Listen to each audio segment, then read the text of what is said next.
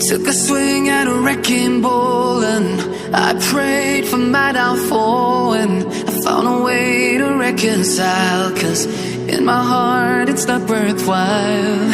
It's a bloody battlefield where some go down, others heal. In the end it's all the same. All you can do is play the game. Oke, balik lagi bersama gue Nyonyo. Halo semua, apa kabar? Semoga kalian semua dalam keadaan sehat walafiat, selalu dalam lindungan Allah Subhanahu wa Ta'ala. Amin ya rabbal alamin. Oke, kali ini gue mau bahas tentang virus corona, virus yang udah buat orderan jadi garing kayak ikan asin yang digoreng kering. Ya sebenarnya gue agak sedikit nggak pede sih ngebahas virus corona ini, soalnya podcast pertama gue tentang perkenalan yang gue bikin, dan udah ada beberapa temen gue yang denger. Pas gue main ke basecamp, mereka pada ngecengin gue, men. Ya nggak semua sih, ada juga yang beberapa ngasih masukan, ngasih saran gitu kan. Ya gue sih diem aja, nggak marah pas mereka pada ngecengin gue gitu kan, karena menurut gue tuh suatu progres apa yang gue lakuin ya. Jadi bikin gue tambah semangat buat podcast ini.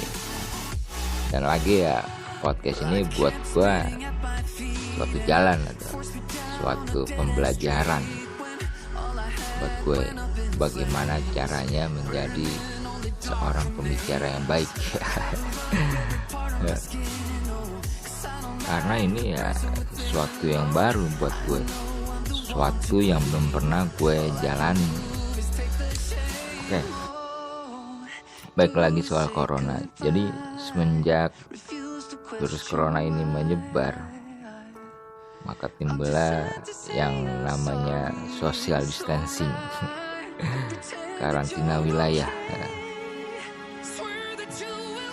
jaga jarak aman 1 meter.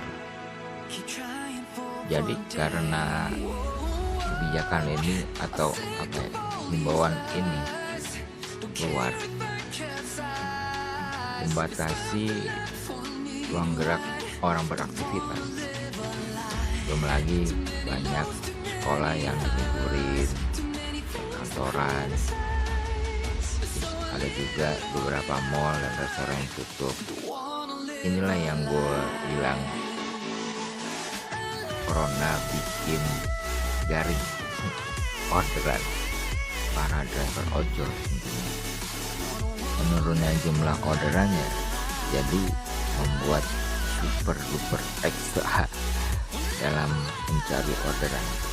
Belum lagi ya driver ojol yang punya tambahan antar jemput sekolah, atau mungkin ya antar jemput orang perkantoran, harus stop dulu jadinya, karena kan pada libur sekolah, kantoran.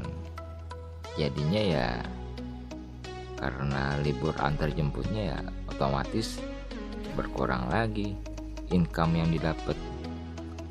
Tapi ya dibalik itu semua ada hikmahnya juga sih, dimana sekarang semenjak virus corona menyebar luas, orang lebih banyak beraktivitas di rumah,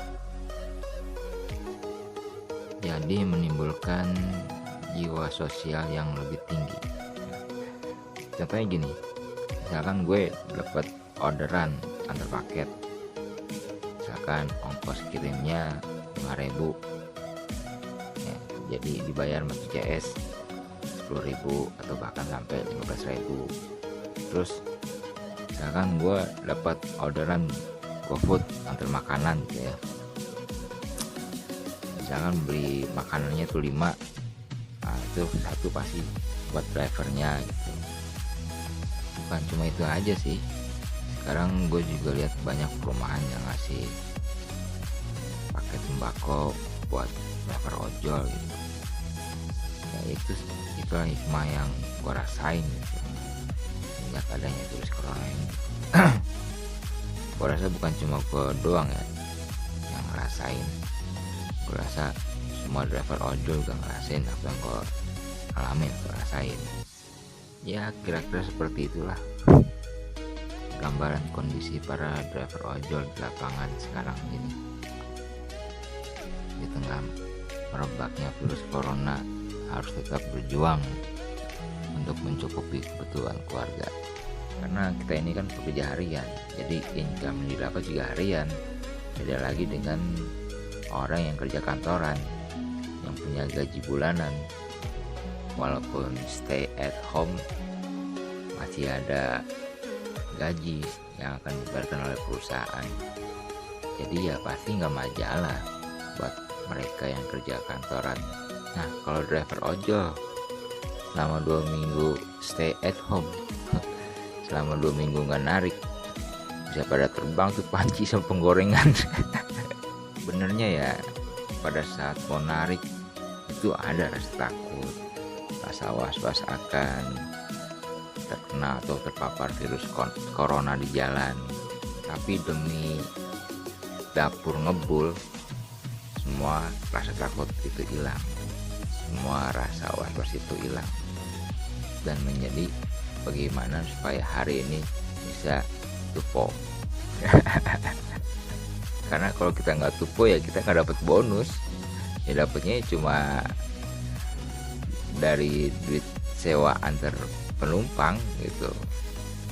Buat gue berapapun hasil yang gue dapet, gue syukurin, selalu gue nikmatin. Pun jauh dari kata tupo, tutup poin. Gue rasa itu aja kali ya ocehan gue kali ini. Untuk info perkembangan tentang virus corona ya bisa lo lihat lah di TV atau di media-media lain. Insya Allah mungkin mulai episode berikutnya dan seterusnya gua akan coba bacain tentang horoskop. Ramalan bintang. Gue ucapin terima kasih banyak untuk kalian semua yang udah setia dengerin ocehan gue dari awal sampai akhir. Mohon maaf kalau masih ada salah-salah kata atau kalimat-kalimat yang kurang pas. Mohon maaf kalau masih kedengarannya kaku, karena gue juga masih belajar dan gue juga belum terbiasa. Yang mau ngasih kritik, saran silahkan, dan tolong bantu channel gue ini dengan like and subscribe.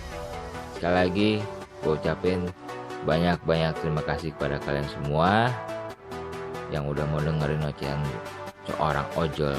Wassalamualaikum warahmatullahi wabarakatuh.